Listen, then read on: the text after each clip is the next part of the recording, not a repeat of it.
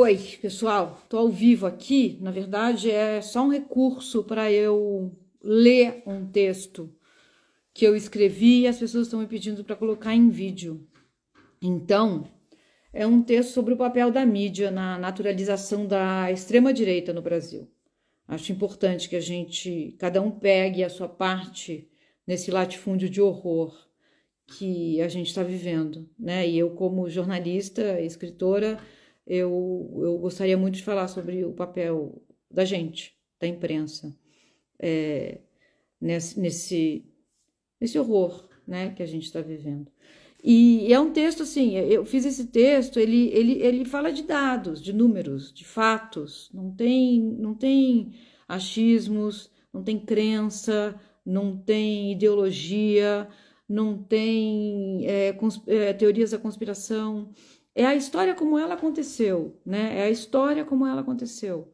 E ela não foi contada como ela aconteceu. Então a gente precisa falar sobre isso, tá? Eu abri aqui a live, nem esperava tanta gente entrando, mas bem-vindos e bem-vindas. Luciana, eu vou ler o texto, porque daí eu deixo registrado e a gente pode fazer chegar em mais pessoas, né? Pessoas que estão ainda indecisas em relação ao voto, pessoas que estão muito nessas de o PT roubou, o Lula é ladrão, o PT roubou, o Lula é ladrão. Acho que todo mundo pode achar o que quiser, né? Todo mundo pode achar o que quiser, mas a gente precisa se basear em fatos, em dados. Não é momento para crendices e achismos. Não é, gente, não é. Tá? E eu sou uma pessoa que votou no Lula pela primeira vez no domingo passado. Nunca tinha votado no Lula. Nunca. Não sou petista, não fui petista de formação, não fui nem de esquerda de formação, né? Então vamos lá, tá? Eu vou ler, é um texto sobre a mídia precisa assumir o seu papel na naturalização da extrema-direita no Brasil. Vamos lá. O Mensalão e o Petrolão são escândalos de corrupção fincados na cabeça de todo brasileiro e brasileira, né? E são também diretamente associados ao PT. Eles foram revelados durante as administrações petistas e a gente da imprensa deu a eles, ao Mensalão e ao Petrolão, a devida importância, né? É inaceitável que o dinheiro público seja desviado, mal usado, inaceitável. A gente precisa realmente falar, gritar, berrar. Então, foi certo o que fizemos com Mensalão e Petrolão, né? Mas vamos falar um pouco do Petrolão, para começar. Vamos falar do Petrolão. Em 1989, o Ricardo Boechat, que morreu tragicamente num acidente de helicóptero, né, o jornalista da Band, ele ganhou um prêmio ESSO com uma reportagem sobre a corrupção na Petrobras. E em 1993, então 4 anos depois, a reportagem repercutiu, né, ele ganhou um prêmio ESSO, um dos maiores prêmios do jornalismo no Brasil. Finalmente abriram uma CPI para investigar o esquema em que um cartel de empreiteiras desviava verba do orçamento da União, corrompendo políticos. Então, vamos olhar. Em 1993, foi aberta uma CPI para investigar o esquema em que um cartel de empreiteiras desviava verbas do orçamento da União, corrompendo políticos. 1993, tá? Eram os anões do orçamento. O nome muito ruim, pena que só pensaram em Petrolão muito tempo depois, né? Anões do orçamento, quem vai se interessar por isso? Mas enfim, era um esquema de roubalheira desencarada, né? Os anões do orçamento não deu em nada, né? Não deu em nada. A CPI deu em um processo apenas contra o jornalista Paulo Francis, que morreria tempos depois de desgosto. Basicamente foi isso que aconteceu com Paulo Francis, né? Porque toda a carga, toda a força dessa CPI, que foi repleta de documentos, repleta de provas, estava ali o Petrolão, gente, 1993, tá? Em 1995, Fernando Henrique Cardoso, presidente da República, nomeou um cara que se chamava Geraldo Brindeiro como procurador-geral da República. Renovou o mandato desse homem por 3 vezes seguidas, tá? O que aconteceu nessa época? Dos 626 inquéritos que chegaram às mãos do Brindeiro na PGR, Procuradoria-Geral da República, só 60 foram encaminhadas. De novo, com Fernando Henrique nomeando Geraldo Brindeiro como Procurador-Geral da República. Dos 626 inquéritos que chegaram às mãos do Brindeiro na PGR, 60, só 60 foram encaminhadas. Por isso ele ficou conhecido como o Engavetador-Geral da República. Estamos falando de FHC. Lula nem assumiu, tá, gente? Não tem Lula nessa história. Não tem Lula e não tem PT. Diante dessa indecência promovida pelo querido Fernando Henrique Cardoso, em 2001, membros do Ministério Público, emputecidos, exigiram que o Fernando Henrique Cardoso respeitasse a chamada lista tríceps de nomes para Procurador-Geral da República. O que a FHC fez? Ignorou. Nomeou o Brindeiro de novo. Tá? O Engavetador-Geral da República não passava nenhuma investigação sobre corrupção, sobre o dinheiro que é desviado, não passava, antes do PT entrar. Aí o PT entrou. Lula assumiu. O que ele fez logo de cara? Aceitou a lista tríplice. Gente, eu tô falando de fatos, tá? Eu não tô falando aqui de achismos. São dados, é a história. Dados. Lula assumiu, aceitou a lista tríplice. Oh, meu Deus, tríplice. E nomeou o mais votado pelos membros do MP. O Lula não se meteu nisso, ele nomeou o que os membros do MP sugeriram para ele. De uma lista de 3 nomes, Lula nomeou o mais votado sem questionar. O que acontece a partir daí? Entre 2003 e 2009, com Lula, portanto, o número de operações realizadas pela Polícia Civil foi de 18 para 236.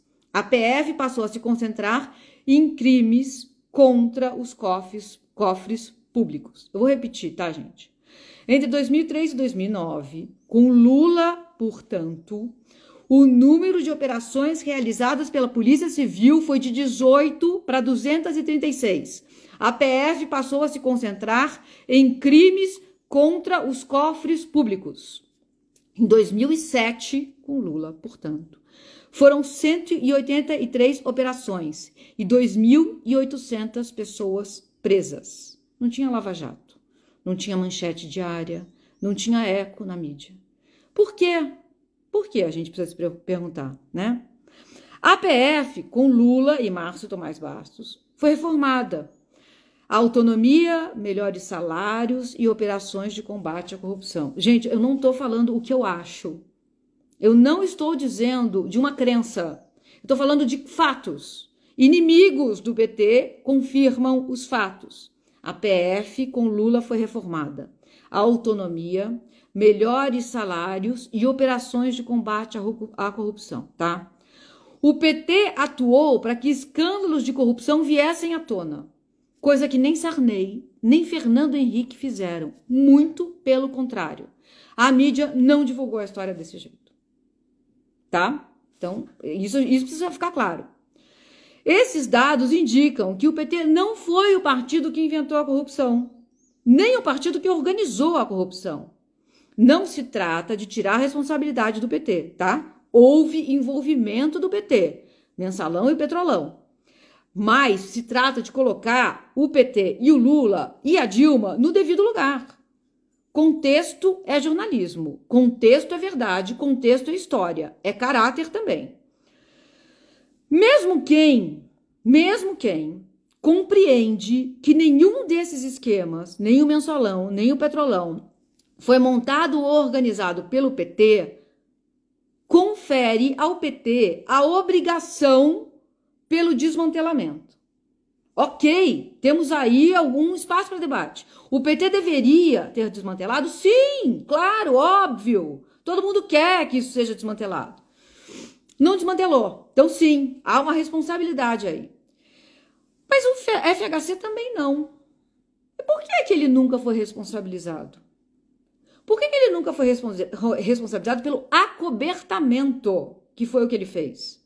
Lula e o PT criaram ferramentas para que os escândalos viessem à tona. FHC criou ferramentas para que os escândalos fossem acobertados. Vocês já viram o FHC ser cobrado por isso? Não. Tá? Então, façam-se essas perguntas, gente. A gente está falando de fatos e de dados, tá? Ai, os nomes escolhidos para... Agora vamos falar dos nomes, de nomenclatura, tá? Petrolão é um nome maravilhoso, comunica diretamente. Mensalão também, tá? São nomes ótimos. A imprensa talvez não tenha criado, mas ela foi com eles. Manchetou. Isso foi entrando na cabeça das pessoas, né? PT roubou, escândalos de corrupção do PT, é roubalheira. Eles comunicam mesmo a grandeza dos desvios. Se vocês quiserem saber quantas vezes isso foi repetido na mídia, entra lá no manchetômetro da UERJ, tá? O manchetômetro é um site de acompanhamento da cobertura da grande mídia sobre temas de economia e política, tá? É produzido pelo Laboratório de Estudos e Mídia e Esfera Pública, o LEMEP da UERJ. Não tem filiação com nenhum partido e nenhum grupo econômico. Vamos voltar para o encadeamento de ideias, tá? Diante de todos os prejuízos que o Mensalão trouxe, 100 milhões, diante de todos os prejuízos, a gente podia imaginar o quê? Se houvesse qualquer coisa parecida com o Mensalão, a imprensa iria se escandalizar.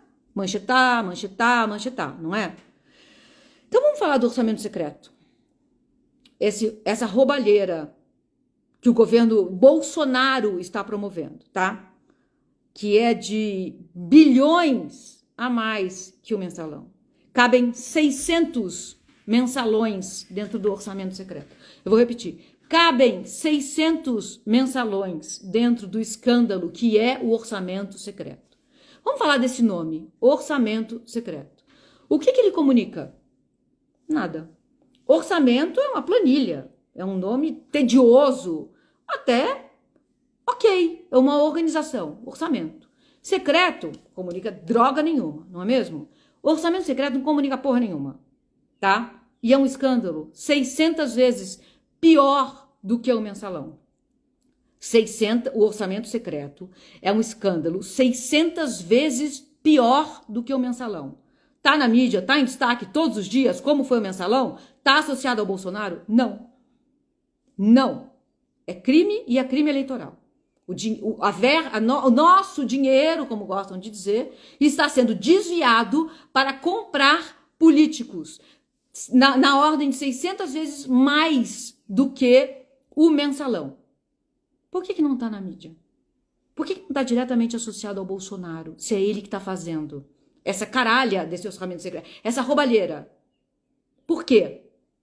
Por que se chama orçamento secreto? Por que não pensaram num nome melhor? Bolsolão, mensalão do Bolsonaro.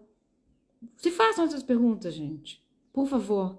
Se você vai votar no Bolsonaro porque você não gosta da corrupção do PT, você não pode votar no Bolsonaro.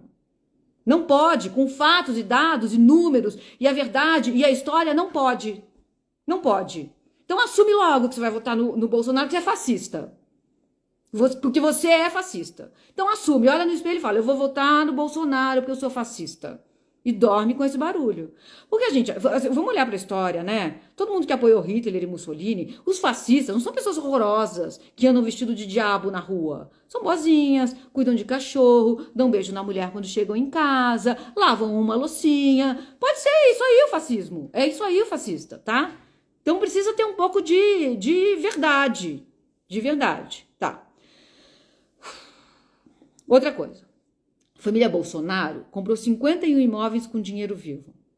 Tá nas manchetes? Ficou um tiquinho, né? 51 imóveis com dinheiro vivo.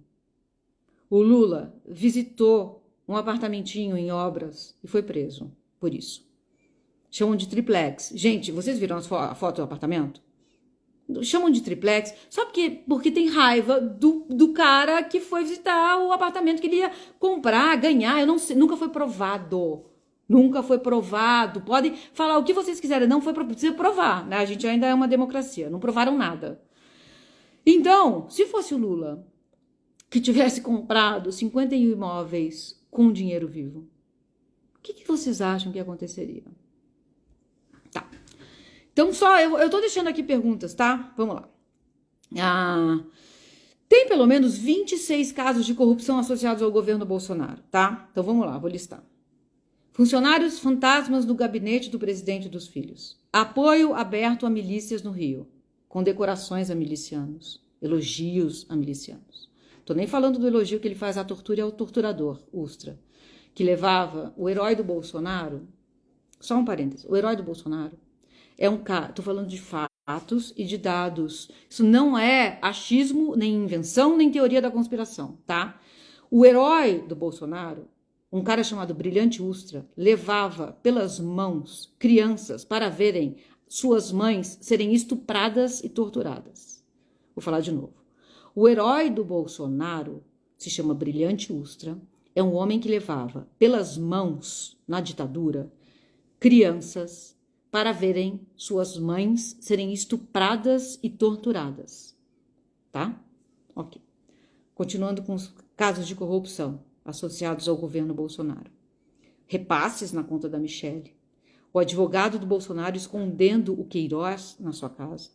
Obras feitas pelo Ministério da Saúde sem licitação. Esquemas de contrabando de madeira ilegal no Ministério do Meio Ambiente. Vacina sendo negociada pelo Ministério da Saúde pelo triplo do preço. Pedido de propina de $1 para cada dose comprada da vacina AstraZeneca.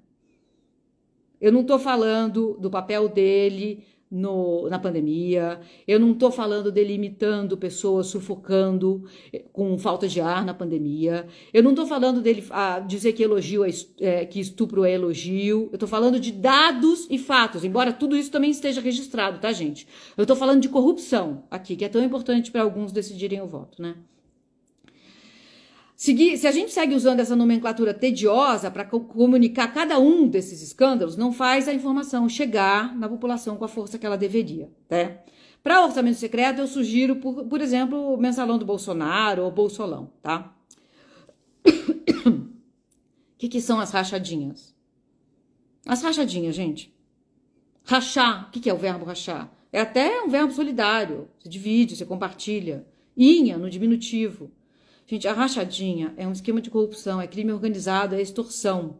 Tá acontecendo há 3 décadas, tá? A família Bolsonaro está inteira ligada a isso que ficou conhecido como rachadinha. Por que é que a gente não pode pensar num nome melhor para comunicar o que é a rachadinha?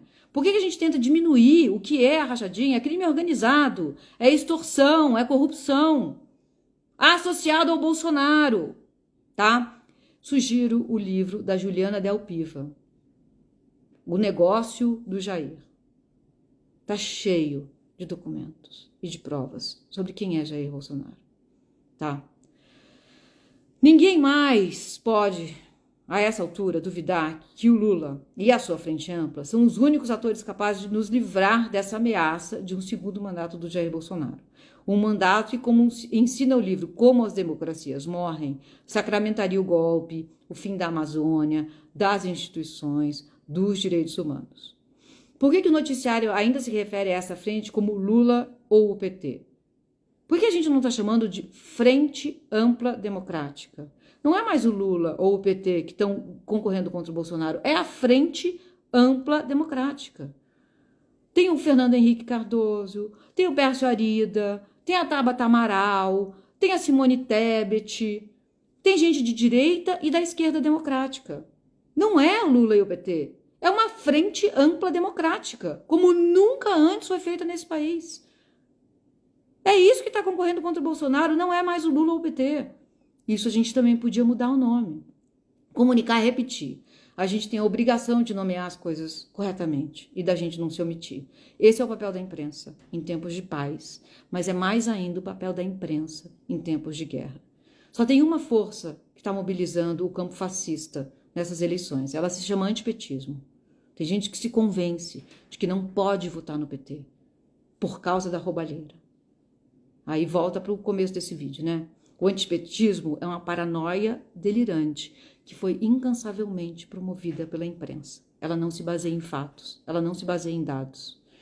O já igualmente infame e histórico editorial do Estadão, Uma Escolha Muito Difícil, foi talvez uma das maiores forças naturalizantes da extrema-direita no Brasil.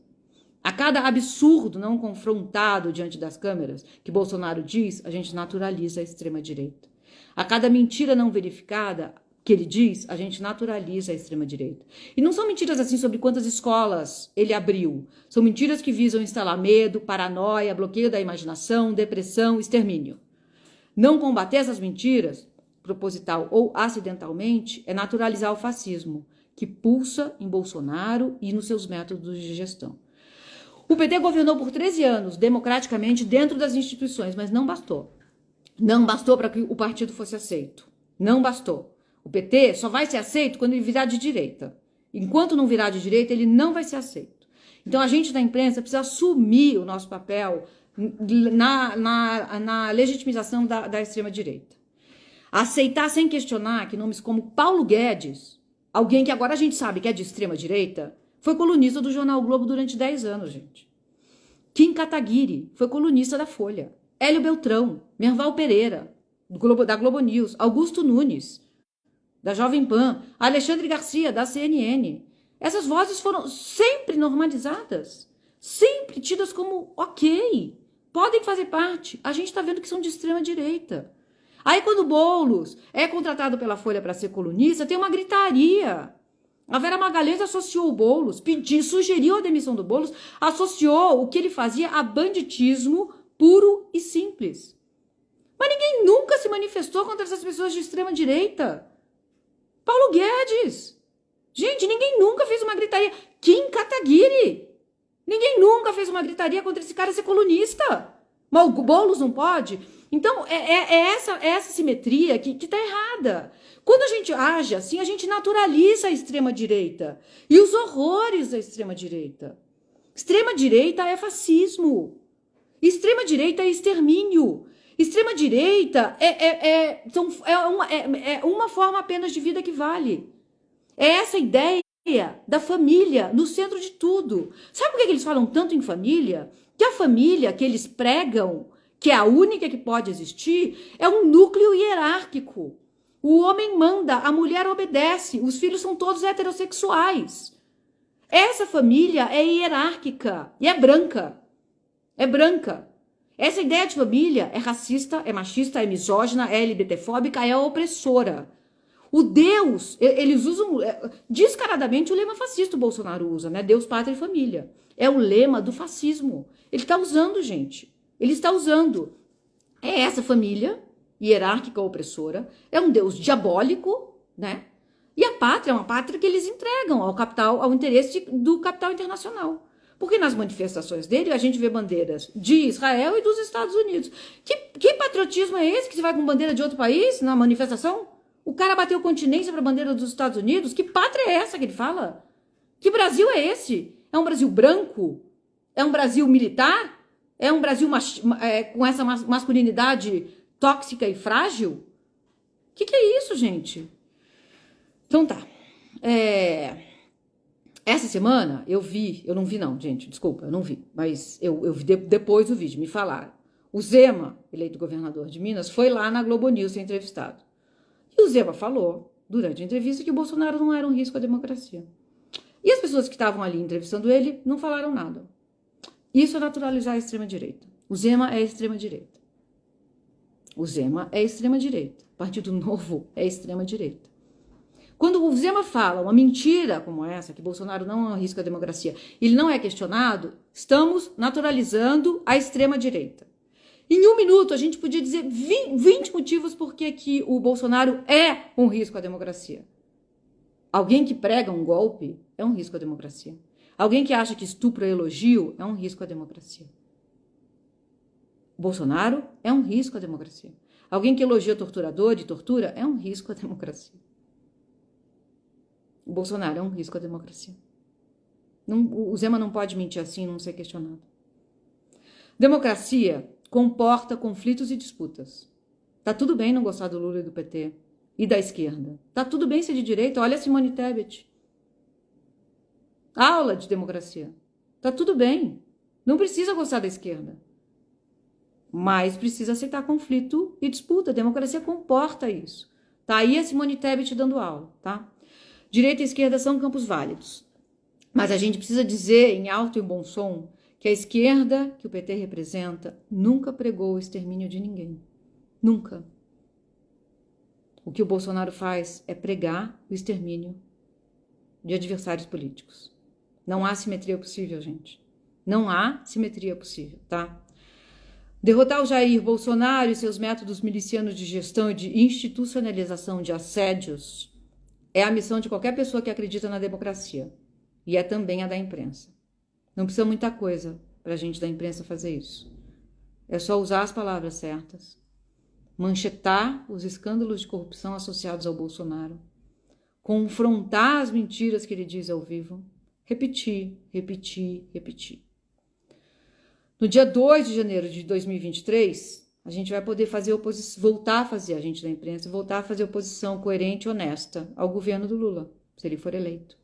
Com a certeza de que as nossas vidas não vão estar submetidas a nenhum tipo de assédio ou extermínio institucional.